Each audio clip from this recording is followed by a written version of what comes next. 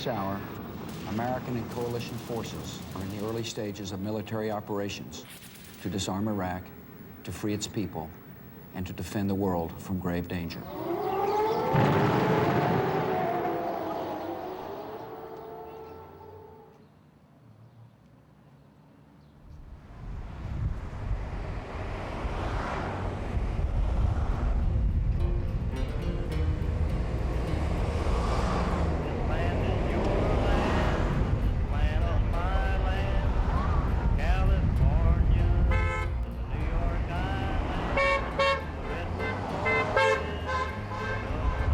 There is nothing better than democracy known to man on the face of the earth today. And if you don't like the democracy in the United States, then leave. There's nothing that says people in this country cannot pack up and leave. They can go live in Russia, they could go live in Iraq, they can go live anywhere they want to live. A lot of people blame German people for not standing up to Hitler. I think that they were maybe afraid, and I don't want to sit back and then later have people say, well, why didn't Americans stand up to their government? Clinton sent us into Kosovo. Clinton sent 350 cruise missiles into Iraq in 1998. Where were they? They weren't there. They weren't there. And it's not just the Bush administration. The Clinton administration was doing things I didn't like either, and administrations before that. It's policy I'm against, not individual people, and I'm certainly not against the individual people across the street.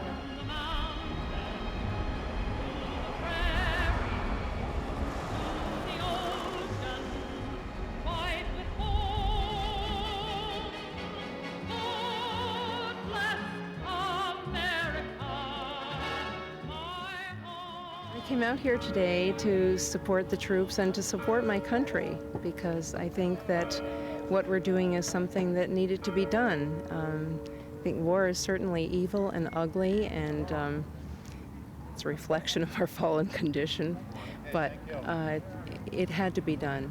And I think the more that we watch the war unfold, we realize that it did have to be done. I'm Andrea, and my husband and I have lived in Delhi since 1970 when he came to teach here at the college. And I have taught at the college myself since 1988, and I'm active in a number of community organizations.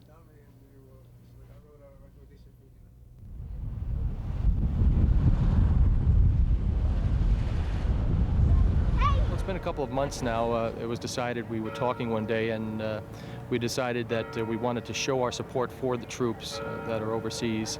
One of the reasons is that there were anti-war protesters across the street for several months prior to the war starting, and we just wanted to show our support for the men and women over there.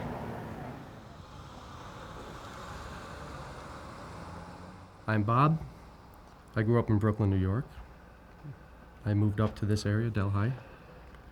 I spent 6 years in the Navy Reserves. I'm now the Chief of Police in Delhi. I have a wife and 4 children.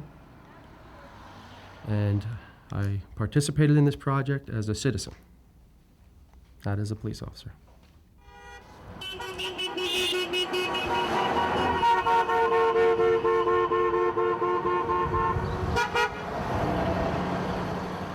I do have a son over there. He's in the Marine Corps. He's with the 2nd Combat Engineer Battalion, 2nd Marines out of Camp Lejeune, but he's been assigned to the 1st Marine since the beginning of the war, which is the ones that have been right up in the front lines there. So that's a personal reason, but even beyond that, I've always been a supportive of our troops, and it's a good thing to do. I mean, we just never want to have another Vietnam. Whether you believe in the government and what they're doing, whether you believe in the system, the policies, that's fine. Everybody has a right to protest. But we should never again, as what happened to the Vietnam veterans, take it out on the troops. Never again should one of them come home and be spit on. That was just wrong, and both sides of the street should realize that and make sure that doesn't happen again.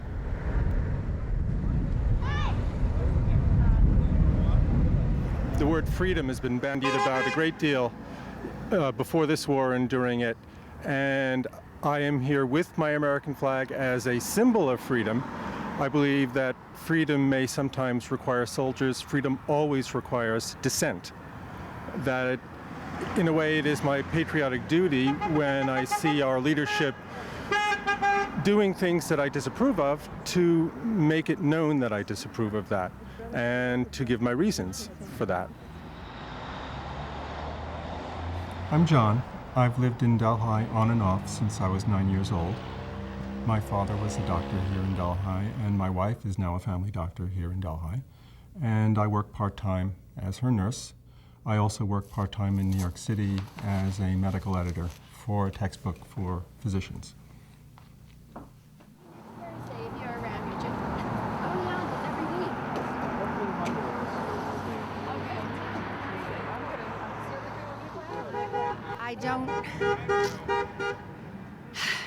I don't want to demoralize the troops. I think most of the troops are there because they join the service, and it's pretty impossible for them to get out of it now. I think that they think that they are freeing the Iraqi people. I guess I don't think that that's the only thing on our administration's mind. I think we want a spot in the Mideast where we can have a controlling influence. And again, I don't see that as America's role in the world. I'd like our country to be one nation among many, and I'd like to work collaboratively with other nations.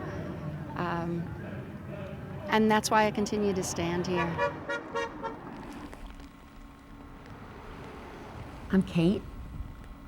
I've lived in this area almost 20 years. Prior to that, I was in Brooklyn, New York. I was a math teacher. I taught in Uganda for 3.5 years, and then in New York City. Then I stopped to be a full-time mom.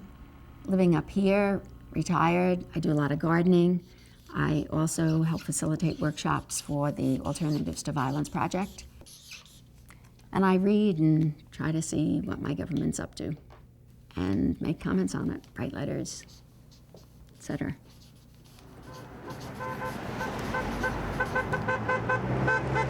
Well, taking a stand against the government is one issue, and they have a right to do that. That's what's great about this country. The problem comes in is when they have signs that say it's immoral and unjust.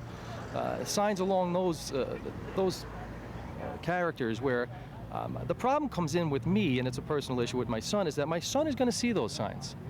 He's not going to see us standing here, and I have to be honest, the media is very liberally slanted. Walter Cronkite admitted that several weeks ago. And they're not going to show the 25,000 people who showed up in Atlanta, Georgia to support the troops. They're going to show 50 people standing there with signs that are anti-troop. And that to me is, because my son will see that sign. What is he supposed to feel like when he sees a sign that says it's immoral and unjust what he's doing? I don't believe he is.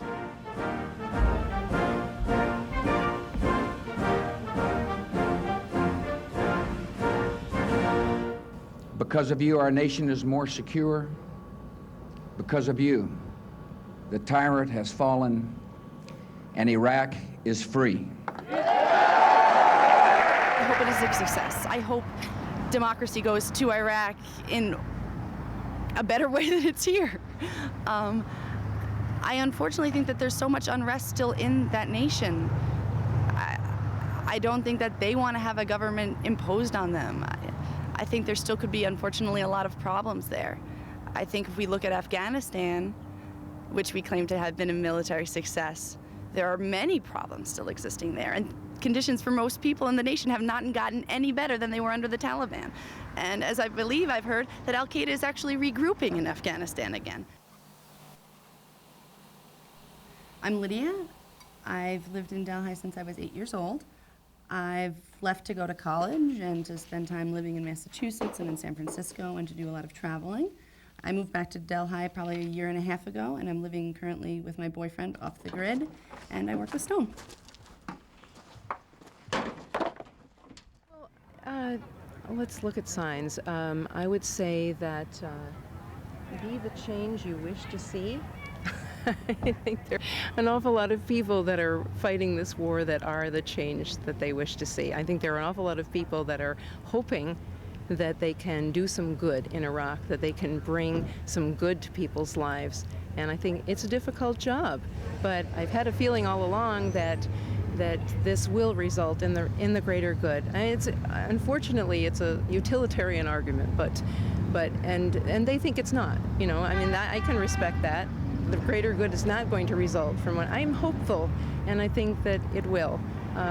When I don't know how you can watch and read about the horrendous things that people have found in the last several weeks. They're worse than we thought, and think, oh, you know, that should have gone on. I've done email exchange with supporters of this war and found that very often we seem to be talking about two different wars, that each side has its set of facts and figures and seems to minimize the facts and figures of the other side. I found that eventually I gave up trying to dialogue because there didn't seem to be much of a meeting point. Southern Iraq is under attack, and not just from the air. The ground war has also begun in a huge assault that the Pentagon hopes will shock and awe the Iraqi forces into submission. In the past 2 hours, Baghdad has come under attack from fighter planes and cruise missiles. Violence should not be the answer for everything. But I live in the real world and not a fantasy world. And sometimes violence is necessary to stop violence. I've asked them outright, what would you do if somebody was hitting your mother with a baseball bat? Most of them don't have an answer. There are a few, and I will give those few credit, that are true pacifists. But 95% of the peace protesters are not there as true pacifists. They're there for a different agenda. They're there because they're either anti-Bush, anti-American, anti-conservative, and they prove it with some of their signs. But for me, this protest was mostly about military intervention and the fact that we're now promoting this one nation being the military. I don't want to call them policemen, and I don't know what it's between a policeman or a vigilante. But that scares me more than anything, and I think that makes our lives. I think we live in greater danger now because of this continued unilateralism than we did even before 9/11. What you're seeing is a special time. I mean, you're seeing 1 hour on a Saturday morning when John and Laura are here to express a view, and I'm here with other people to express another view. So it's difficult. It really isn't a really good dialogue time.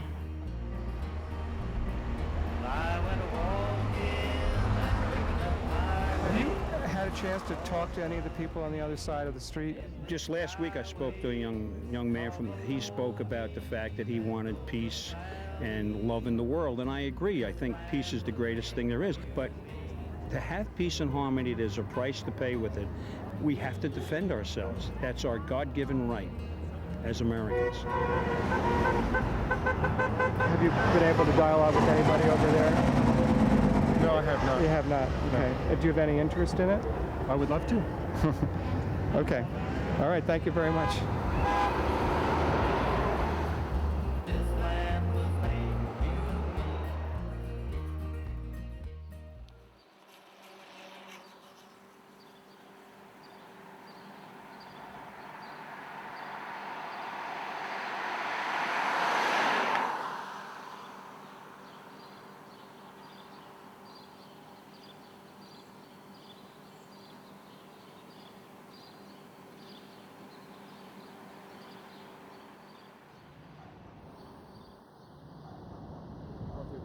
Whether you believe in the system, the policies, that's fine. Everybody has a right to protest. But we should never again, as what happened to the Vietnam veterans, take it out on the troops. Never again should one of them come home and be spit on. That was just wrong, and both sides of the street should realize that and make sure that doesn't happen again. Now that we're at this stage, I hope it is a success. I hope democracy goes to Iraq in a better way than it's here. I unfortunately think that there's so much unrest still in that nation. I don't. There's Nothing that says people in this country cannot pack up and leave. They can go live in Russia, they could go live in Iraq, they can go live anywhere they want to live. A lot of people blame German people for not standing up to Hitler. When Bob says the media is liberal, I find that very hard to believe. As someone once said, can you name one liberal talk show leader on radio? The Times and the New York Times, the LA Times, maybe the Washington Post might be considered liberal papers, but even there, it's more of a centrist than a liberal influence. Newsweek is liberal. Time magazine is liberal. U.S. News and World Report is liberal. All owned, I mean, if they're liberal, then, well, I'd be kind of surprised. Right. I'm John. I've lived in this area for about 20 years. I'm originally from Brooklyn, New York, where I worked for the New York City Board of Education as a radio broadcaster for the board's radio station. Mainly up here, I'm involved with political activity. I'm a Democratic committeeman, church activity in the local church, and try to read and understand what's going on. I think this whole argument has a lot to do with access to information. When you are in an argument with somebody, you do tend to get carried away by emotion and stress your point more passionately than perhaps you might. That happens to everybody. But what is dangerous about this administration is that they have systematically lied to the American people. People on that side of the street and some folks on our side of the street sent their kids overseas to risk their lives and the lives of the people they were firing at on the basis of deliberately false information. Saddam Hussein was a genocidal dictator. There's no doubt about that.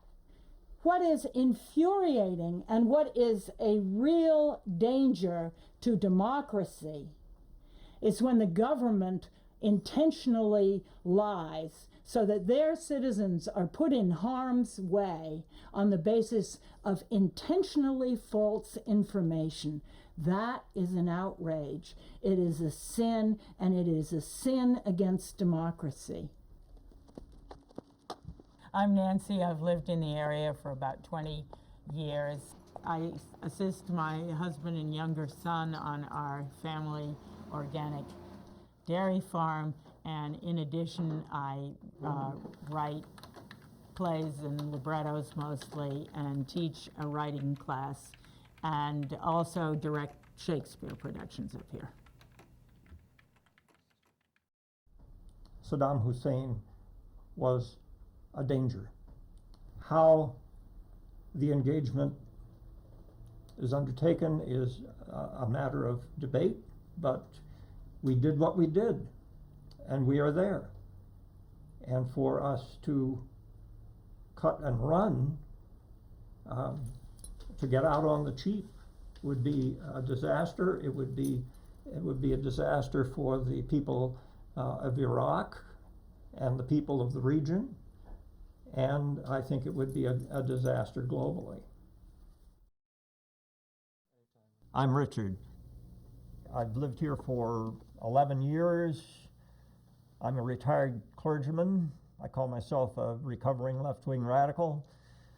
Have served churches locally and in Manhattan and in northern New Jersey.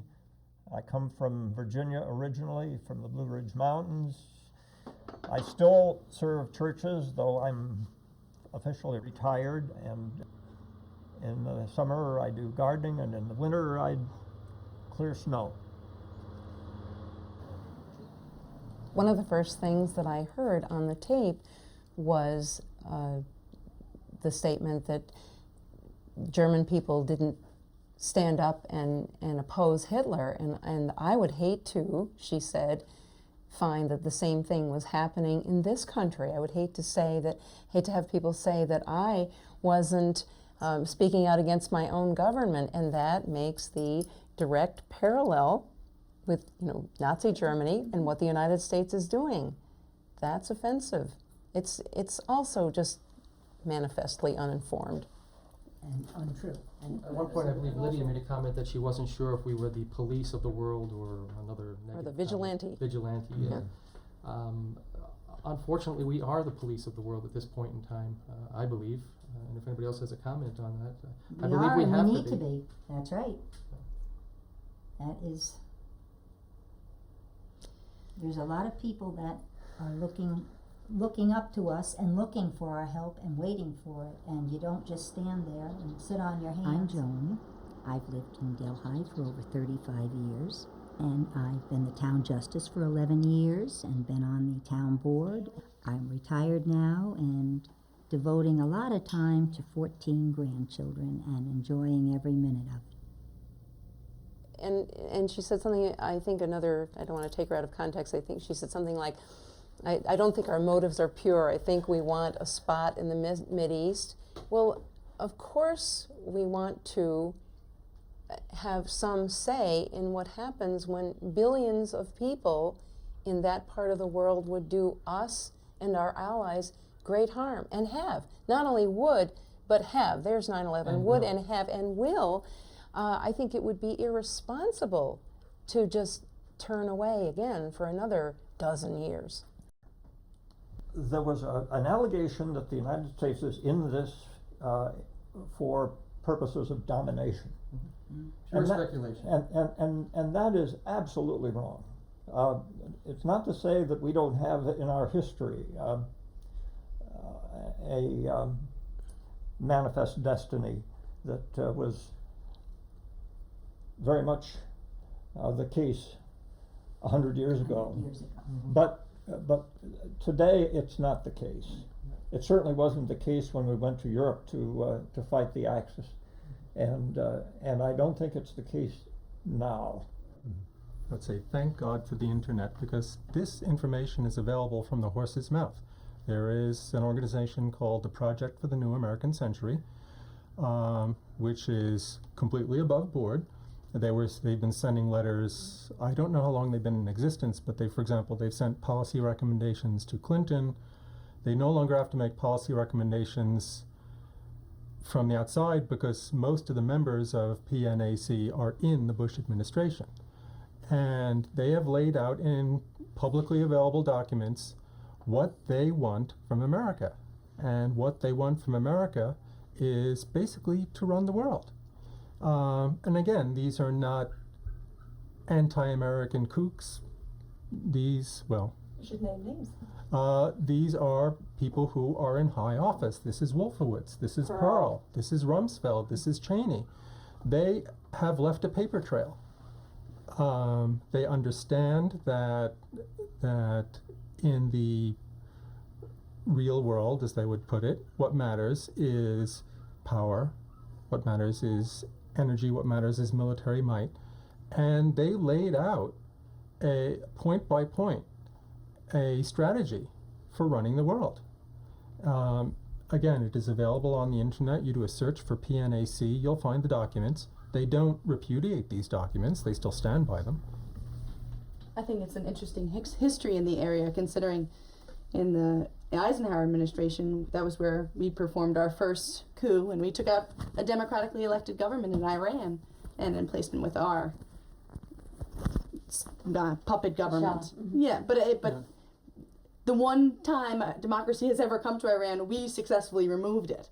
You know, and it had nothing to do with our love of democracy. It all had to do with cash. I'm not sure. At one point that was made was that the other side just doesn't want to discuss. I guess I would dispute that, because I think I want to discuss, and I think that we all share discussions on email, and several people have forwarded email discussions they're having with people who were on the other side, and they're just, I think more than we, come to the point where I guess we're just not going to talk about it. I guess we're just not going to come to any kind of closure. Yeah, I would love to get together and talk with them. I don't know if we'll change any minds. I think Andrea said that in the first film. but there's a chance that we can maybe become a little more enlightened, not just about where they're coming from, but what substantiates their point of view. And it sounds very haughty, but for us, it's very difficult to understand how they can substantiate their point of view. As far as we're concerned, the facts, the events, all belie their point of view. So I would love to get together and talk with them about where they're coming from and let them know where I'm coming from, of course. Again, it may not change minds, but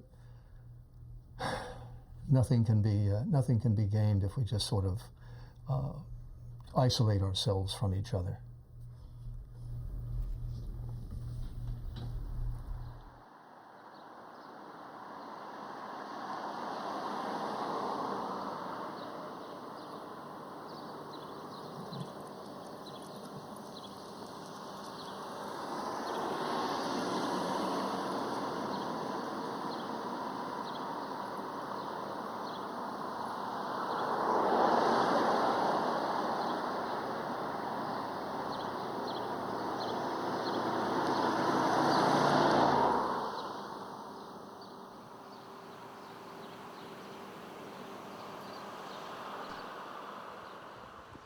I'm Barbara.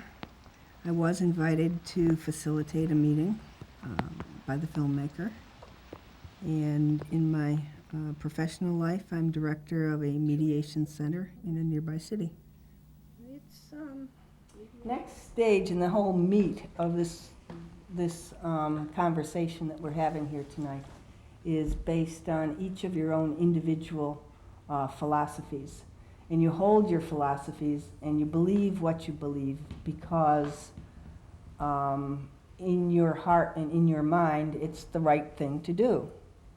That's the thing about us humans. We don't do it because it's the wrong thing to do. What we're here for then, in most cases, is to find out what is at the heart of the matter for each of you individually about the war in Iraq. Well, morally, I think, and I thought at the time, and I still do, that it was the right thing to do.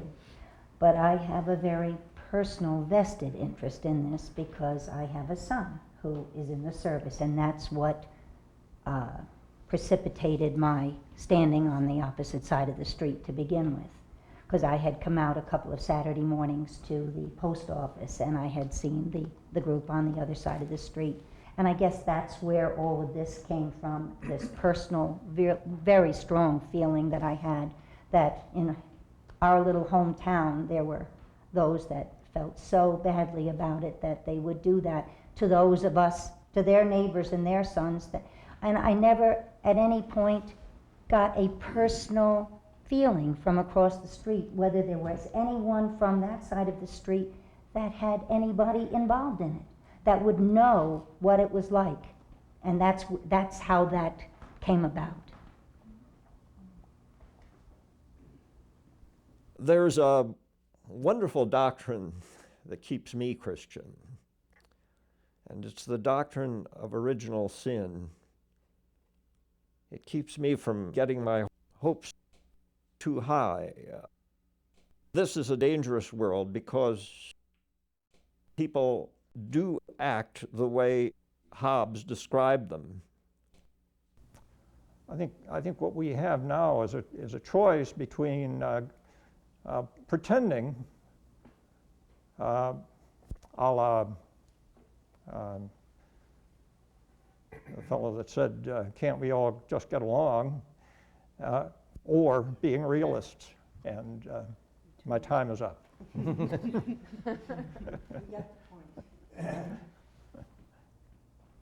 I may be the only person here that feels this way, but I think what's at the heart of the matter goes way beyond Iraq. I'll illustrate that point by telling you about what for me was the watershed moment in this. I was watching, I believe it was CNBC, and a reporter who had been running around Afghanistan finally caught up to the Taliban chief that he wished to interview, and he got the interview, and he was ecstatic over that.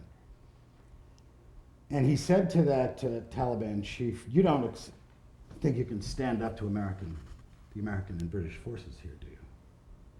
And in a rare moment of honesty, this Taliban chieftain said, no, we can't. We're not going to beat the Americans in this battle. And so the reporter said, so then, well, what do you hope to accomplish? And this man said, well, this struggle has been going on for 1,000 years, and we don't expect to win it in 1 year, or 2 years, or 3 years, or maybe even 10. And the reporter said, well, what is your plan? And he said, what we will do is, over the next 100 years, we will kill enough Jewish and Christian children that the West will become dispirited, and then we will win. I'm Bill. I lived in Delhi for 35 years. I'm a teacher at the college, where I teach humanities and communications courses. We have 3 kids who are all grown up and out of the house. I'm also someone who thinks that this goes way beyond Iraq, but I don't think that Islamic fundamentalism is a large part of the equation, because what I see is an international network of financiers and arms makers who profit no matter who is killing whom, and who are interested in keeping things going, because no matter who wins or who loses the war, they win. And you can go back and find interlocking groups. The money that supports our current president, his family money, was in part, they got their money partly by financing the Nazis. It's on record. And what these people will do is present a glorified picture of what is to be won in the war, whether it is a religious goal or a patriotic goal. And it looks very convincing if you are expecting the Iraqi citizens to throw flowers at you when you come down the street. But the end result is the same. The end result is chaos and more wars. That's enough for now for me.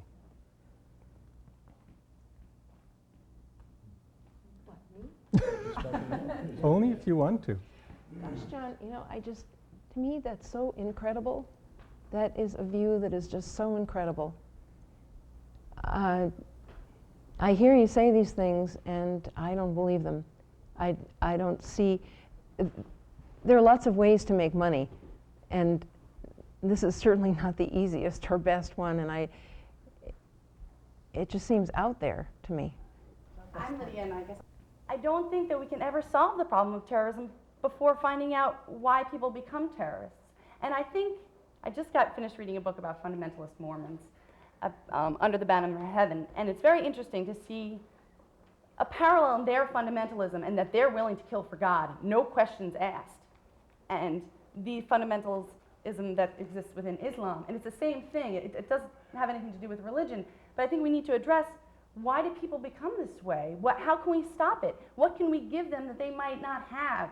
What can we, foster some sort of dialogue or set up sustainable economic communities so people can feel like they have respect in their lives? I mean, when you can't feed your kids, when you can't travel to your neighbor's house, when you can't walk out your door, when you've been raped or had your parents shot, or you have an oil company dripping oil down the river that you get your drinking water out of, I'd drive a plane into a building. I mean, it's just, maybe I wouldn't, I hope I wouldn't, but I can see where they're coming from in desperation. In desperation, we will do awful things, and maybe that's original sin. I'm not a big believer in it, but I was in New York on the morning of September 11th. I saw the second airplane go into the building. I saw both the buildings go down, okay? I have no desire at this stage to understand right now what motivated those people, okay? I'm Gordon.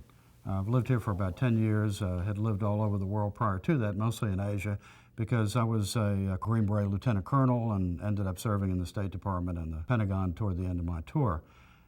Been a farmer in llamas and alpacas here in Delaware County, for all of that time, and I'm a writer. I do fiction and nonfiction, and run a political column, an opinion column out of the Walton Reporter called The Right Approach that's published weekly there and electronically on my website. So I have a question for you, though. For me? Yes, or Sure. for all of you, actually. How do you win a war on terror? First what you do is kill all the terrorists. terrorists. Kill all terrorists. And then you go back and you find out what were the root causes of them and you correct that, and those can be done on parallel track. Okay. In many ways, we're doing exactly that in some of these places. How do you know who is a terrorist? Because he wants to kill me, and he makes that fairly plain. How? Or he hangs around with other people who want to kill me, and he makes that plain, he or she. It's a gender irrespective sort of thing. I think that one of the important questions that has to be asked is, can we pull back a little bit from what we think is right and wrong for a minute and talk about what is practicable? It's obvious that the United States has more military power and force than these people in these third world countries, certainly than the Iraqis who suffered under the UN sanctions for whatever it was, 12 years. We could easily run them over, but they don't choose to fight in that classic Clausewitzian way. There's nothing in it for them. Can I finish the point? Sure. And so That's okay. therefore, they resort to guerrilla tactics, as happened in Vietnam. And so it may be that in our zeal to kill all the evil people, it's like one of those video games like Pac-Man, where every time we kill one, we make 5 more. It is, many of these people do come from tribal societies where revenge is like a real thing. Certainly every time we kick down a door, we don't win any hearts and minds. Every time we make a Muslim man put his forehead to the ground, you know, for any other reason than bowing to Allah, we do not win the hearts and minds. It's quite possible. Thank you. Thank you. Once I start, What we're doing in effect, and we can look around the world, we can cite some examples, through introduction of free market democracy to countries that have been oppressed, is doing exactly what you're saying. You cataloged all these ills, the torture, the rape, the oil in the water, the pollution, the horrific living standards. That was Saddam's Iraq. That's these oppressed states. That's not, look around here. Look at places like Taiwan, South Korea, that were dictatorships at one time. Look at Singapore, look at Malaysia, look at countries in South America that we had given up on, that have now gone through the fire and have come out the other side and now have respect for the individual, respect for the law, and a much higher standard of living than they had going in. We don't come and stay, we come in free. You know, we didn't take over Germany, we didn't take over Japan, we didn't take over South Korea, we didn't take over a whole litany of places I can give you. We leave, and we leave them the greatest benefit that any one person can give to the other, which is individual freedom. I think that the United States has done a lot of very good things globally. I think we have done a lot of very, very positive things, absolutely. And I wish I could say that was all we did, because I think we've also unfortunately done a lot of negative things, and horribly negative things. And not only with our government, but with American corporations, and what we allow American corporations to do. We use slave labor in Burma, you know, our corporations do.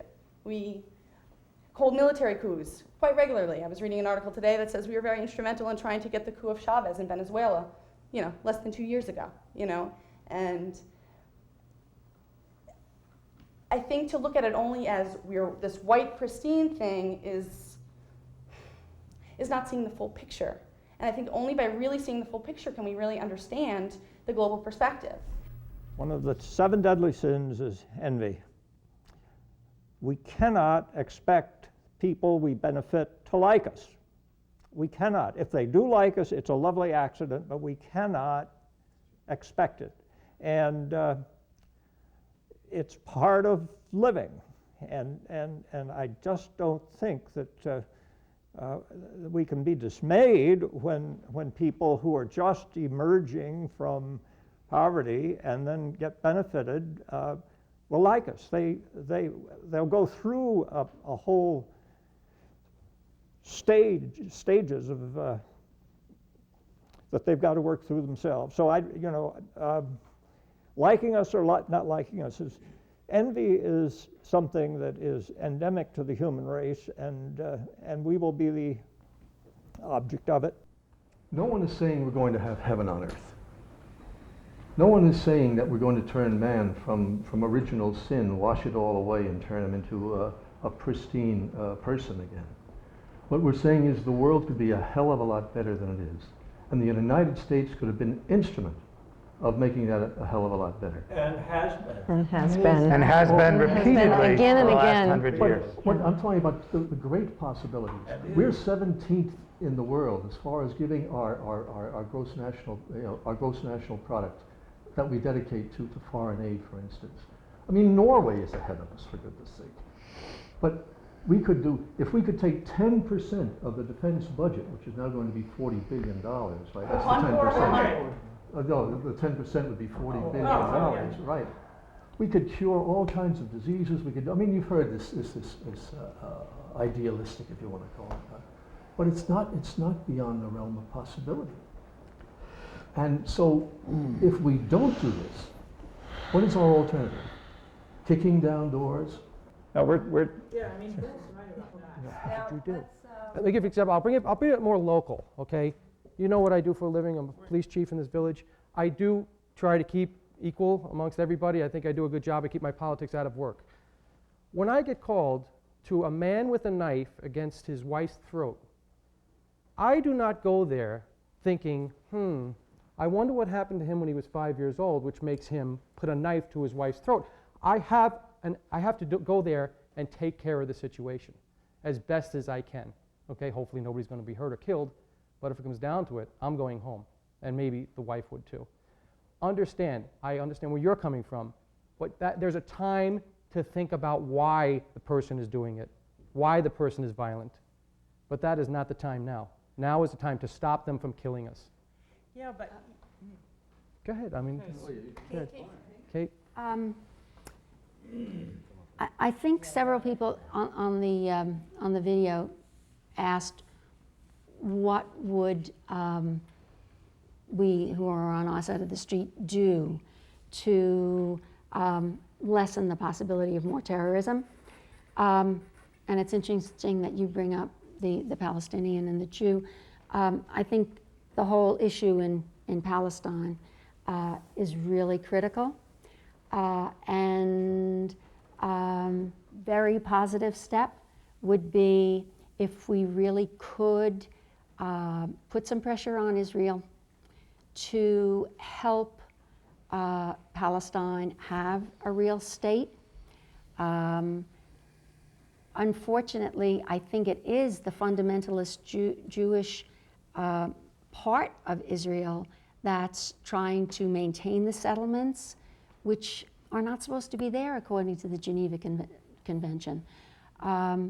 I think if the Palestinians felt that those settlements were really going to be taken down, if the Palestinians really felt that they too had a homeland, I think that there wouldn't be the Palestinian suicide bombers. I think dealing with that situation and dealing with the man who has the knife to his wife's throat are a little bit different. And I wouldn't be interested in how he was potty trained either, if I were in your shoes. But I think on these bigger issues, there are 35 years that the Palestinians have been. Can I just rebut just real quick? I do believe you are in my shoes. We are all in the same shoes here because they are trying to kill us. Okay, Nancy, have a thing. Go ahead, that's it. Well, it may not be very useful to ask why the man with the knife to his wife's throat, or to your throat, or my throat, or Joan's throat, you know, how he was potty trained. But it might be interesting for us to ask ourselves, you know, why we become violent and confrontational so easily. Obviously, when the World Trade Towers fall down in a massive rubble, and I was in New York that day too, and actually my son, who's a journalist, was buried in the ash, but thank God he survived. But I also saw them fall. Obviously, there is a huge international crisis that has to be dealt with. But that doesn't mean that we have to put on blinders and think that we are completely righteous and everybody that lives in the Middle East is completely evil. We have to. Nobody said that. Nobody said that. Nobody said that. Okay, all right. certainly believe that. Okay, good, great. In fact, I think it's a very small number. Very small. But I want to get to my point, which Oh, I I keep thought that trying was to, a point. No, well, that was Oh. like my introduction to Go my ahead. point. Please. I may never get to my point. You may My not. point- You're down to 25 seconds. My point is that we ourselves may be being duped. There isn't, I think, any question but that Halliburton had a no-bid contract before we went to war. Anybody that's played a game of Monopoly knows what happens when, you know, after interminable hours, I've actually never gotten to the end of a game of Monopoly because I pass out first, but after interminable hours, one person has all the chips. It's us, and we might be abusing them. We might be duping ourselves with what we read and hear, and we may be thinking in capital letters and ignoring the subtleties. I'll make a 10-second response. A little tiny 10, and then open. Since maybe the Peloponnesian War, sometime long before Christ, nasty people have attached themselves to warfare and made money from it. By that logic, by John's logic, we probably shouldn't have fought the Civil War and freed the slaves, because there were those carpetbaggers who attempted to make money from it. There are always, in every one of these situations, there are nasty people who will try to make a profit from it. That doesn't mean we don't free the slaves. That doesn't mean we don't liberate France in World War II. That does not mean that we allow the fundamentalists to come after us. We're not, this side is not, we're not Pollyannas. We don't, you know, we know there's lots of nasty things that go on that attach themselves to these efforts. Your point is very well taken. I agree with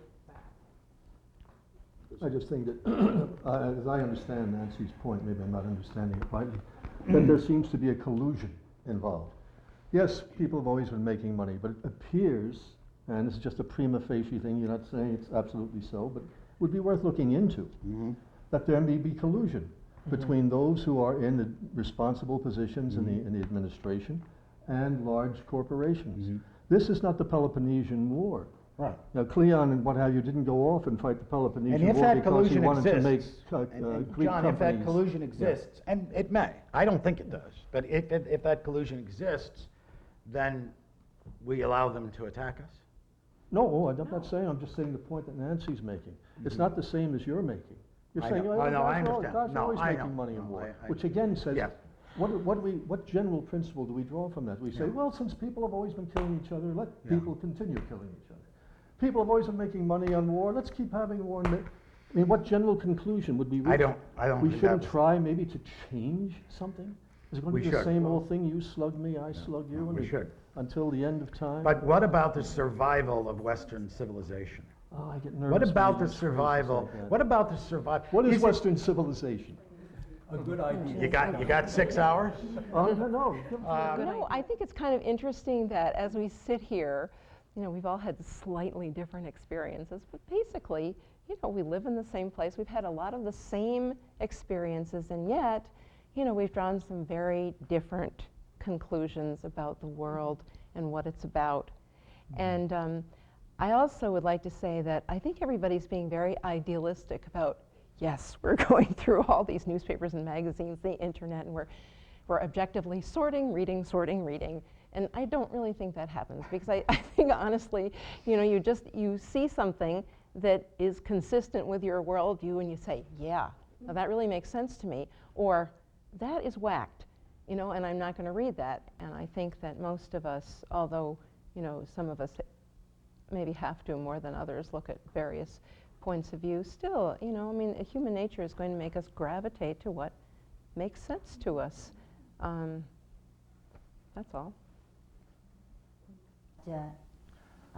Again, I think goes back to good old common sense, and you know, who's got the stake in it, and you want to weed out the good from the bad, and see where it comes from. I know what I don't listen to. You don't want to hear that.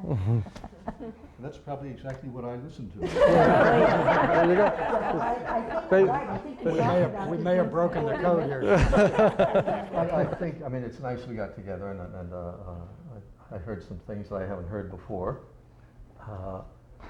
But I think we're all going to walk out the same door we walked in. To get back to what Andrea was saying, we sort of filter things through our own, not just our own experiences, but our own moral and structure that we have in our mind. We look at things. Richard looks at things in a Hobbesian way with original sin. I don't look at things that way at all. Man's not perfectible. I'll agree with that, because nothing is perfectible. But I look at things in a far different way. I don't think Richard is going to change his structure, his thought structure, and I haven't certainly changed my thought structure. I don't think anyone here has. So we'll all go out the same door we came in. But it's nice that we had this interchange, and again, it's nice that it was done in a civil manner.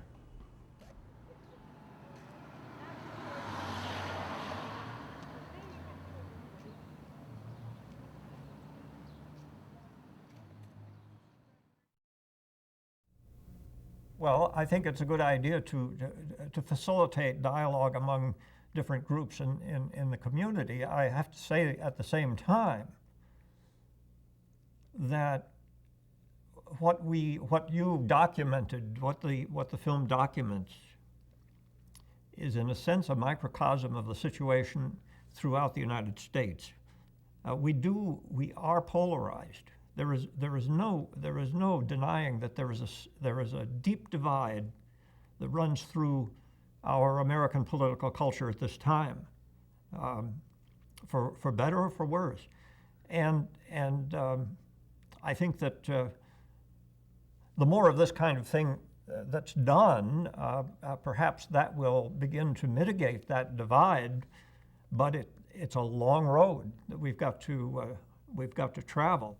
Look, I think that they tend to think of us as wishy-washy types who lack moral conviction and lack the courage to oppose evil.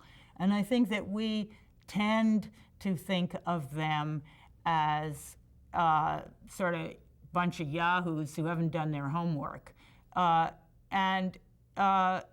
Both of those rather uncharitable types, castings, don't, really conform to the reality of the situation, which is that both groups are comprised of individuals who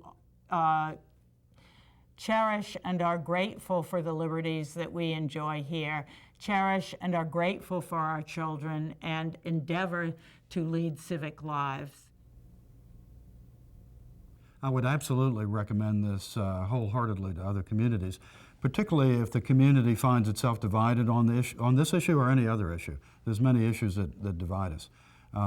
And it's important by having a process like this that we recognize that there are more issues that pull us together than there are that tear us apart, but that we all have a point of view that even if we don't agree with it, we at least in our society need to respect each other's ability to speak it out, and we need to give each other the courtesy, which I think was important because of the ground rules that were set in this dialogue, that we give each other the courtesy to listen rather than just to shout at each other like we're accustomed to watching them do on television. I think it's also important to have reasonable expectations. I think that if you go into a process like this thinking that you are going to get people to come to your side, you will probably be disappointed. But humans do have a tendency to demonize the enemy, or even people who simply think differently from them. We figure that if they disagree with us, there's something wrong with them. Maybe at worst this becomes they are monsters. And one of the things that a process like this can do is to get you to the point where you think that the people on the other side are fundamentally decent human beings. They just happen to be in the grip of a romantic fantasy about what the world is. And I think that applies equally. Each side thinks that of the other. I think that both of us on both sides of the street can unite in prayer and or contemplation that some appropriate exit strategy can be devised that will leave Iraq better off than it was when we entered. I hope it can.